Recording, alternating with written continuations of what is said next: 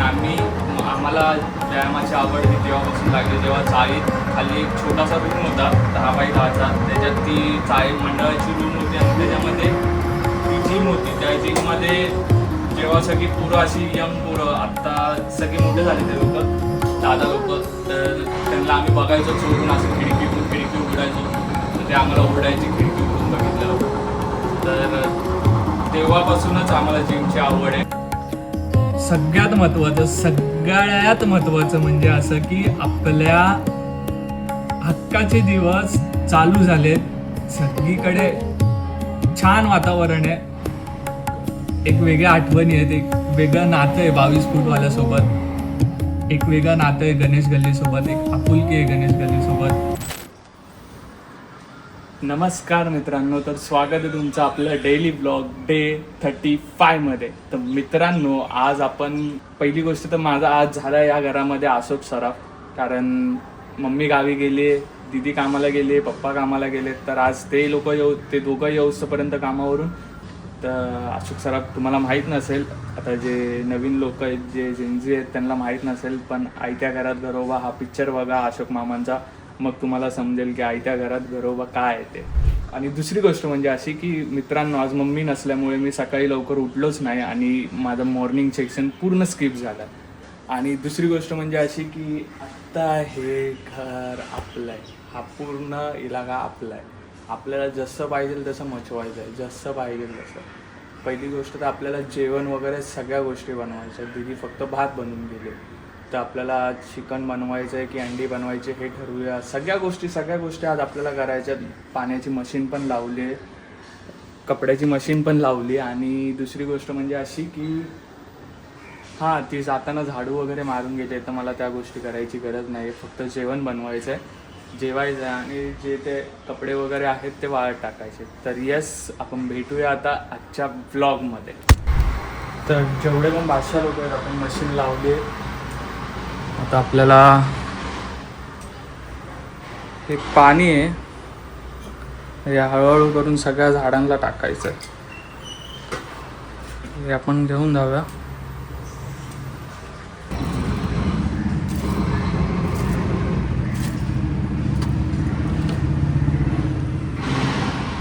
आजच्या दिवसाची सुरुवात मित्रांनो, आपल्याला पहिला तर चहा बनवायचा आहे. हे काय सगळ्यात पहिला तर आपल्याला चहा बनवायचा आहे. तर यस, आता आपण सुरुवात करूया आपल्या चहाच्या रेसिपीला.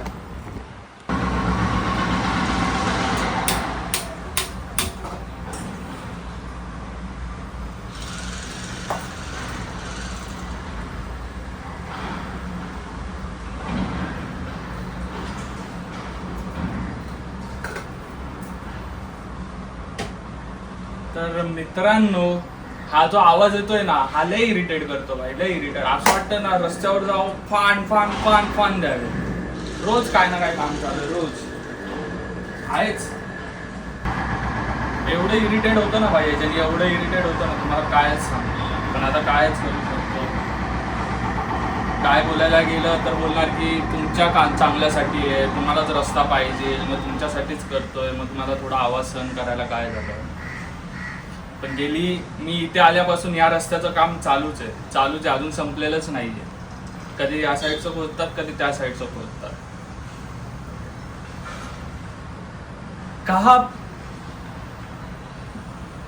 कुठे पोचून ठेवलाय महाराष्ट्र माझा. एनिवे मित्रांनो, ज्यांनी आपला एसजी ब्लॉग हा चॅनल सबस्क्राईब नाही केला, त्या लोकांनी पटापट जावा, एसजी ब्लॉग सर्च करा आणि पटकन आपल्या चॅनलला सबस्क्राईब करा, जेणेकरून तुम्हाला आपल्या अशा क्रिएटिव्ह आणि क्रेझी व्हिडिओ तुम्हाला बघायला भेटतील आपल्या चॅनलवर. तर ज्यांनी सबस्क्राईब नाही केले, पटकन पहिलं जावा आणि सबस्क्राईबचं बटन दाबा यार मित्रांनो. सपोर्ट करा, तुमच्या भावाला सपोर्ट करा.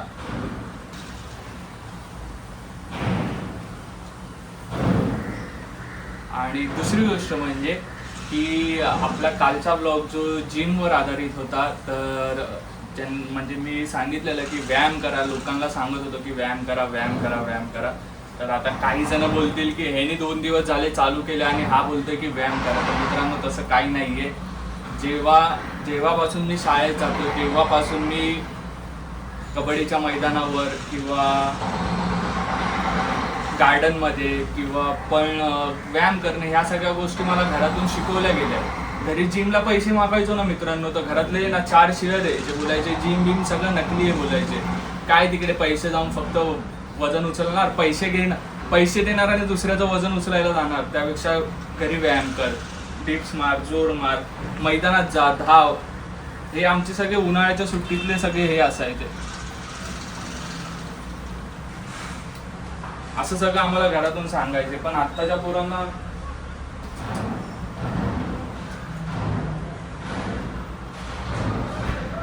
कदाचित ह्या गोष्टी माहिती पण नसतील, जे जेनझीज असतील किंवा ज्यांना या सगळ्या कुणालाच माहिती नसतील. बहुतेक लोकांना तरी माहिती नसतील आत्ताच्या नवीन पिढीला, कारण की आई वडील लाड करतात, जिम बोलल्यावर सगळे पैसे देतात, कारण की जिमला जायचं आहे तर पोरगा चांगला राहील, चांगला दिसेल म्हणून सगळेच पैसे देतात.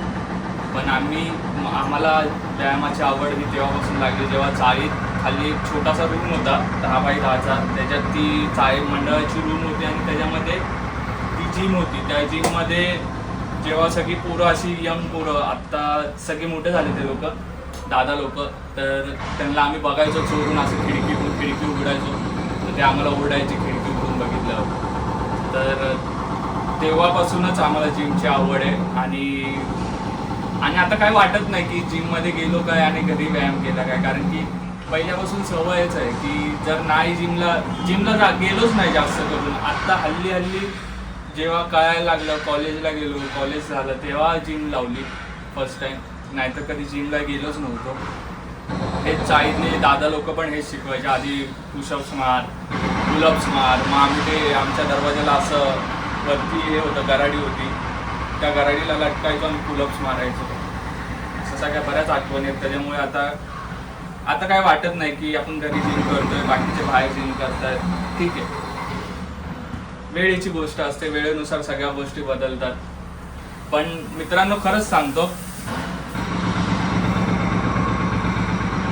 व्यायाम करा, सगळ्यांनी व्यायाम करा. व्यायामामुळेच बऱ्याच गोष्टी पॉसिबल होतात. हेल्दी खावा आणि जेवढं होईल तेवढं हेल्दी खावा, कारण आजच्या जगामध्ये भाई हेल्दी तुम्हाला काहीच नाही भेटत. तुम्ही एक मँगो जरी घ्यायचा बोलला ना, तरी तो मँगो 10 वेळा विचार करून घ्यावा लागतो की हा इंजेक्शन दिलेला आहे की कसं आहे. तर प्लीज जेवढं होईल तेवढं हेल्दी खावा. जास्त टिप दिल्या काय, टीचर वाटतोय मी आता, पण नाही कधी ऐकलं. पण ठीक आहे, आता मला समस्या आहे, तर मी माझ्या चुकांवर काम करतो, माझ्या स्वतःवर मी काम करतो. बाकीच्या गोष्टी आहेत. कॉलेजमध्ये एन्जॉयमेंट तर होतच राहते मित्रांनो. कॉलेजला गेले, जे कोण कॉलेजला असेल त्यांनी भरपूर एन्जॉय करा, फिरून घ्या. भाई आपला भारत खूप छान आहे, खूप छान आहे. सगळीकडे जावा, सगळीकडे फिरा, एक्सप्लोर करा. तुम्हाला समजेल की या जगामध्ये काय चाललंय, लोक कशी राहत आहेत, लोकांची परिस्थिती समजेल. त्याच्यानंतरच जोपर्यंत तुम्ही लोकांशी इंटरॅक्ट नाही होणार तोपर्यंत तुम्हाला समजणारच नाही की आपल्या आजूबाजूला काय चाललंय. आपण अडकून बसतो, घर, शाळा, कॉलेज, घर, मित्र, आपला एरिया. आपल्या एरियाच्या बाहेर पडा, कारण आपल्या एरियाच्या बाहेर खूप सारी मोठी दुनिया आहे आणि ती दुनिया आपल्याला जगायला शिकवते. मित्रांनो, तुम्हाला आज माहिती आहे का काय आजच्या दिवशी काय आहे ते? आज आपल्या लालबागच्या राजाचं मातीपूजन सोहळा आहे.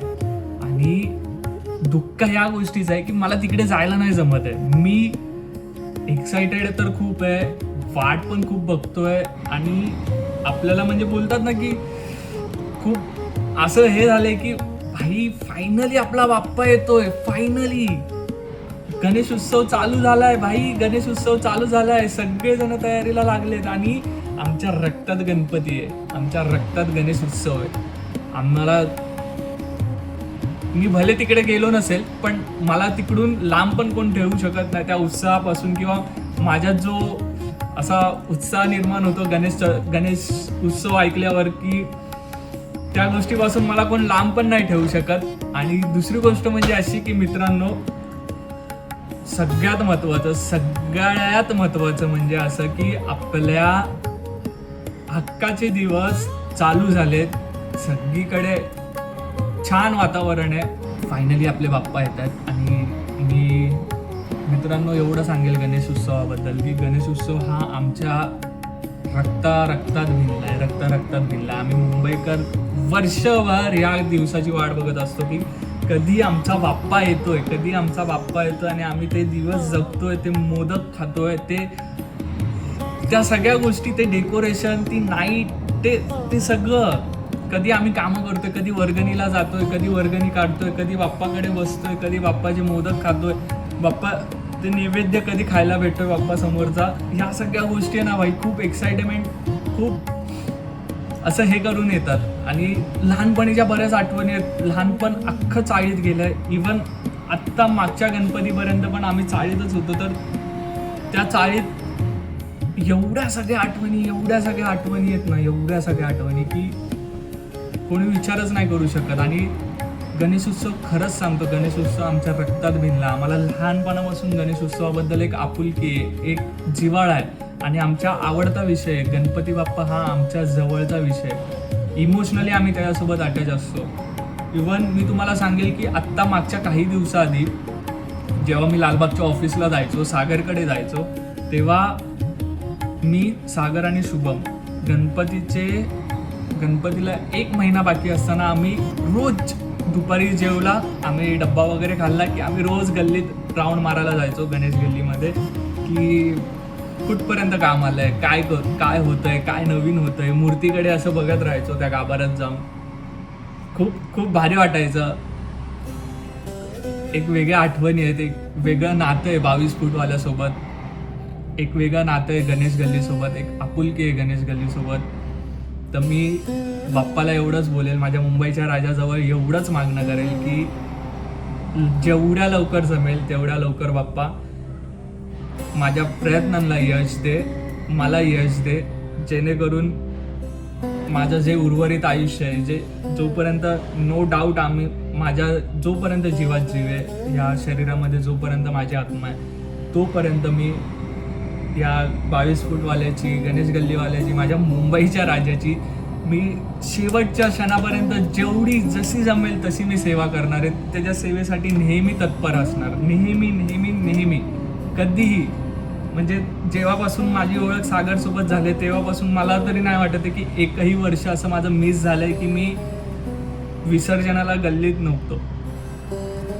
2018 पासून ते 2026 पर्यंत मी सगळे विसर्जन, सगळ्या 10 दिवसाचे ते मजेशीर नाईट, ते सगळ्या गोष्टी मी सागरसोबत केल्या. सागर, थँक्यू फॉर माझ्या आयुष्यातलं सगळ्यात आनंदाचे दिवस जे असतात ते मी तिकडे सागरमुळे सेलिब्रेट करतो. आणि खरंच बाप्पाची खूप कृपा आहे की त्याने एवढ्या जवळ मला बोलून घेतलं. काय माझं मागच्या जन्मीचं पुण्य असेल, त्याच्यामुळेच बाप्पाने ह्या सगळ्या गोष्टी केल्यात. मला खूप एक्साइटमेंट आहे मित्रांनो. आत्ता 29 जुलैला आपल्या मुंबईच्या राजाचं पाटपूजन सोहळा आहे. गुरुपौर्णिमेच्या दिवशी दरवर्षी गुरुपौर्णिमेला पाटपूजन सोहळा असतो. तर अजून दुसरी गोष्ट म्हणजे की ह्या वेळेसचा बाप्पा जो आकाश तिरुमल सर जे बनवणार आहे, तो भाई त्याची एक्साइटमेंट माझ्याकडून संपतच नाही आहे. कारण ह्या वेळेस आहे आपल्या मुंबईच्या राजाचं 99वं वर्ष. आणि ह्या वेळेस जे होणार आहे ते तुम्ही विचारही नाही करू शकत. कल्पनेच्या पलीकडे बाप्पाचं जे रूप असणार आहे ते कल्पनेच्या पलीकडे असणार आहे. आणि मी खूप एक्सायटेड आहे की मी कधी एकदाचा मुंबईच्या राजाला असा डोळे भरून बघतोय आणि कधी ते बोलतात ना, कधी ती आरती ऐकतोय, कधी त्या.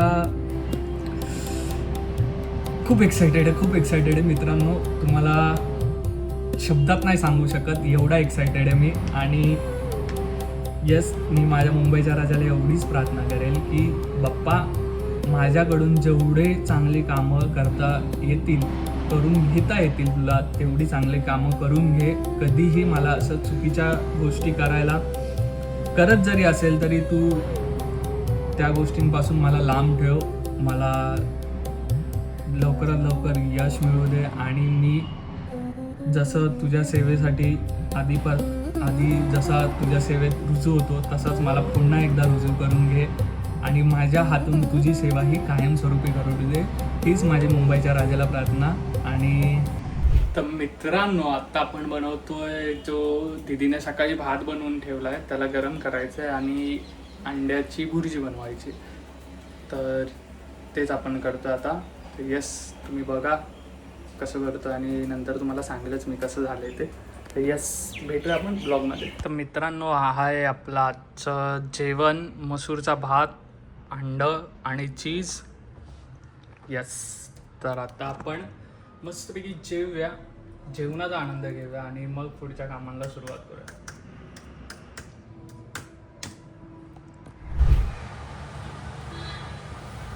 मित्रांनो, लास्ट टाइम कोणाची तरी कमेंट होती की भांडी पण घासा करू, नुसतं बनवू नका. ते घरी कोण नसल्यावर या सगळ्या गोष्टी पण करतो.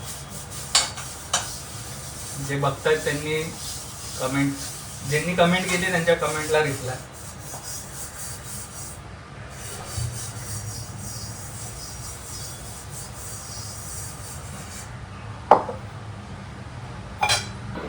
यो मित्रांनो, आत्ता वाजले संध्याकाळचे 6 आणि आत्ता आपण व्यायाम स्किप केला कारण की मी जरा बाहेर गेलो होतो. आपल्याला घरातल्या काही गोष्टी आणायच्या होत्या तर मी त्याच्यासाठी बाहेर गेलो होतो.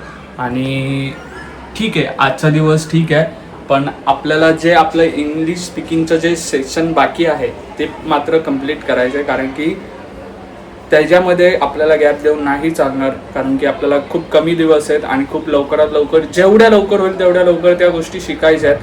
कारण की एकदा का ते कंप्लीट झालं तर आपण आपल्या सेल्फ डेव्हलपमेंटमध्ये 50% पुढे जाऊ.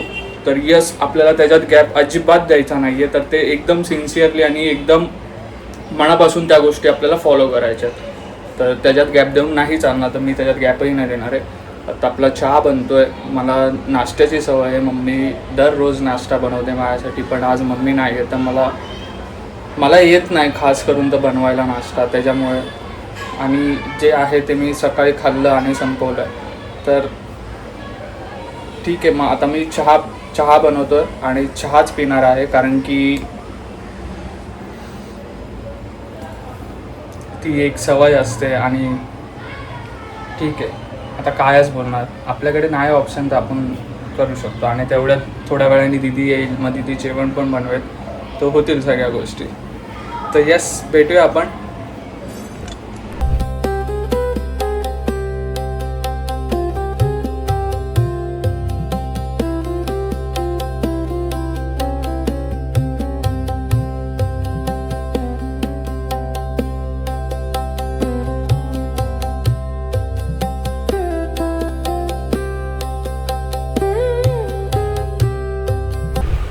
तर मित्रांनो, आजचा ब्लॉग हा इथेच संपतोय. भेटूया उद्याच्या ब्लॉगमध्ये.